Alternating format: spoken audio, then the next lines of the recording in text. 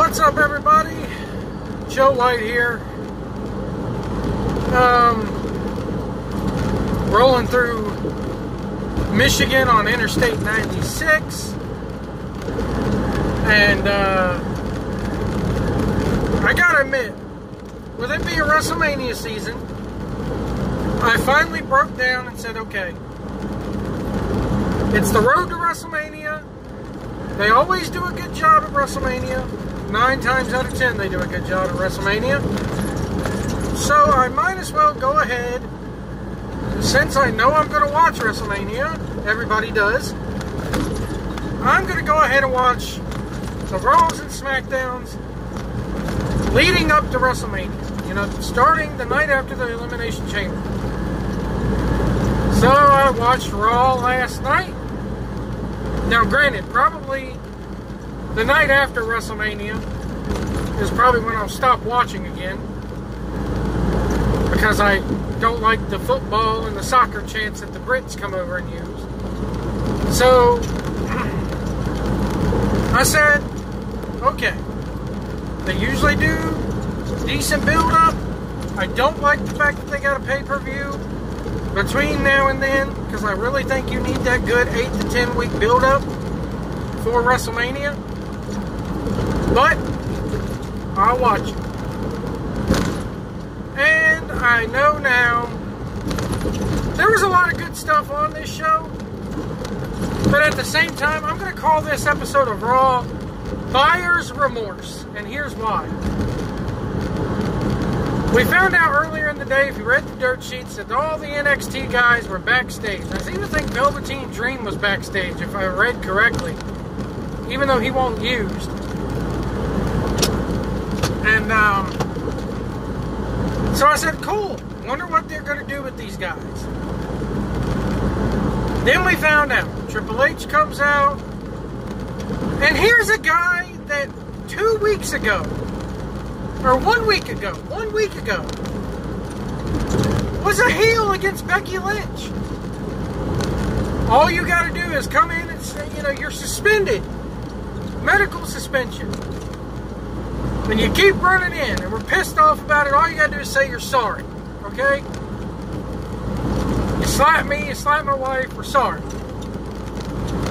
Okay? So you get pissed at her when she still comes in and runs in during matches with the medical suspension. She slapped you, she slapped your wife.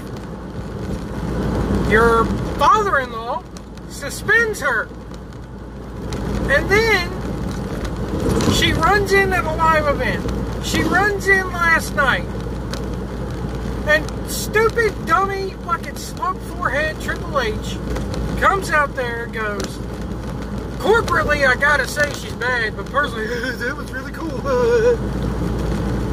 What? What? No! No! So then, they introduced, they did a good job with this. They put pictures of the guys up on the Titantron, of all the NXT guys, of Ricochet, and Tommaso Ciampa, Johnny Gargano, and Aleister Black. And they show highlight packages, and Michael Cole, and Corey Graves, and Renee Young. They do a damn good job, especially Michael Cole. I gotta put Michael Cole over here. Michael Cole did a damn good job of telling you who these guys were, and that these guys are badass. However, back in fucking December, or before December, November, what was it, 2 weeks after Survivor Series? They're out there saying we're going to see fresh faces, and they debuted like 6 fucking people. EC3, and fucking goddamn the Heavy Machinery, Lacey Evans, fucking a lot, you know, all those guys who have fucking goddamn been so goddamn buried since they fucking returned, and we'll get to a couple of them in a minute. EC3 won't even on the show tonight. So how are we supposed to believe these guys are, I mean, come on. That's why I say this episode is Buyer's Remorse, because it's like, they regret bringing those guys in. And it showed. But then we have Ricochet and Finn Balor versus Bobby Lashley and Lio Rush. I loved it. I loved this match. Ricochet was fucking awesome. I don't know whether it was because they were in a big building like the Cajun Dome, or if they just had the fucking crowd mics off the whole night. But when Ricochet does that little springboard into the superhero pose, the superhero landing, no reaction. It's like the crowd was dead for this. The whole time you could not hear the crowd at all. Especially when Ricochet got the hot tag and was playing the cleanup man, doing all the flippy dippy stuff that I like out of Ricochet, all the flippity flappity floppity flu, and you know, I was red hot for it. I was fucking hyped, man. Hell yeah. To the point that I want to see Finn Balor and Ricochet as either a prime rival for that Intercontinental title at WrestleMania, or I want to see them as a tag team from here on out. I like this team. Of course, they pinned Lio Rush. They're not going to have Bobby Lashley lose again. But it was a damn good match. And all four of these guys were fucking awesome. And I know I'm going out of order here. But then you had Tommaso Ciampa and Johnny Gargano versus the Revival. These are just things I remember from this show. I can't remember everything, little wanky-dink thing that they did. And this match was good. And I was talking to my friend Robert Wells, who's been here on the channel. He's like, dude, did you watch Raw last night? I was like, dude, I ain't watched it. He called me when I was in the middle of watching it because I can't watch it live. I have to watch it on DVR on my phone. Thank you, Xfinity. And I was like, dude, I just got done watching the Balor and Ricochet versus the Bobby Lashley and Lio Rush match. And he's like, that was good, won't it? I was like, yeah. He goes, did they announce the part where they had the Revival versus DIY? And I'm just like, no. Thanks for spoiling me. And then he goes, I won't spoil the ending for you. I was like, I told him, I said, I bet you the fucking Revival lose, don't they? I ain't telling you. I'm like, okay. He goes, it wasn't as good as their damn 2 out of 3 falls match in NXT. And it wasn't, but it was still fucking brilliant, man. Good match. The bad part I disagree with is that it was heel versus heel. And you had the NXT guys going over the new tag team champions. Here's what happened, folks. Let me tell you what happened. About 3 weeks ago, the Revival go up to Vince McMahon in their gear, like that's a big deal, and go, we want our release. So they give them the tag titles, and I bet you the second they put pen to paper on new contracts or something to that effect, they're like, okay, we're gonna make you lose. But in this situation, I do kind of agree with them losing. Actually, I take that back. No, I don't agree with them losing. Because these aren't call-ups that we're seeing. They're not call-ups. These are just a showcase, an NXT showcase. Even though, and the Soldiers of Shoot are right on this, go check out their channel, even though they got 50 other fucking guys in the goddamn back that they could have put in these situations. That they could have been put in these situations. No, we gotta add to the fucking mix. How about EC3 going over on Elias? Oh, I forgot. Didn't Elias just beat his ass 2 weeks ago? If I read correctly. I could be off on that. Something tells me I'm not, though. So I say, buyer's remorse. You get this match with the Revival and DIY, and then all of a sudden, Charlie Caruso, or Chucky as they call her, I like that touch, interview Otis Dosovic and Tucker Lawson, Nelson, whatever his name is. It don't matter anyway. Nobody's got a goddamn last name in this company. So fucking they've already gotten rid. Goddamn pal, nobody can pronounce Tucker Knight. That's his fucking name. Goddamn pal, nobody can pronounce Dosovic, whatever you call it. See, I can't even pronounce it, pal. Let's get rid of last name. So they did. They're already Tucker and Otis.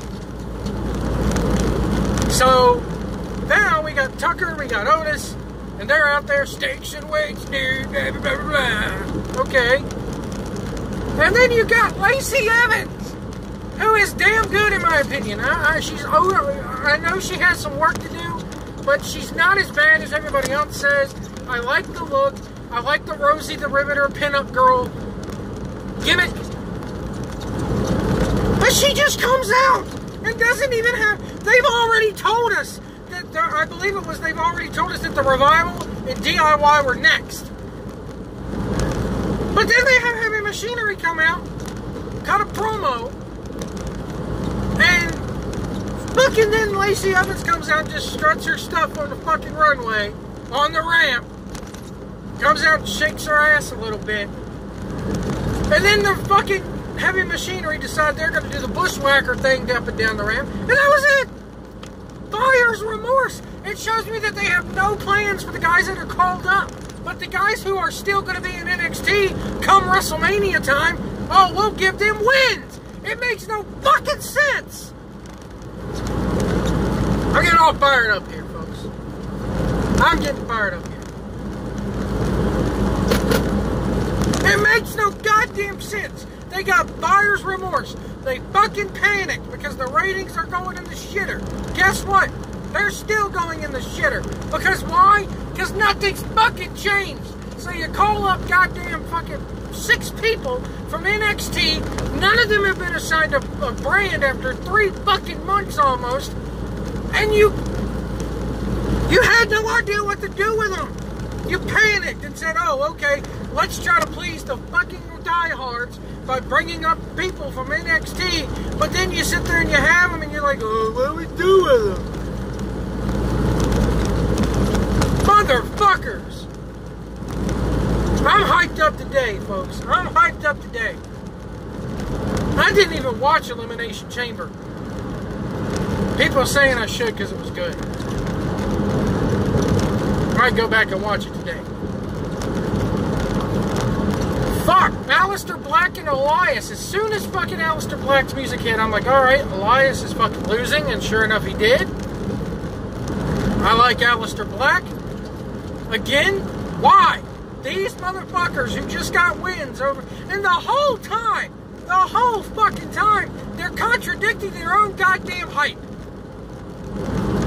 You got people sitting there going, Corey Graves and Michael Cole going, these guys from NXT, they're good, they're badass, they go, blah, blah, blah, blah, blah, blah.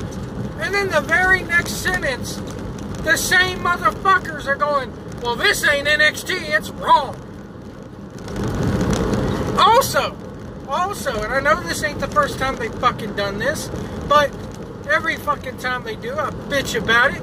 You got Triple H coming out there going, I'm also the head, my power doesn't stop at Raw and SmackDown. I'm also the head of WWE's third corporate brand, NXT. Okay? He has just said that NXT is a WWE brand, okay?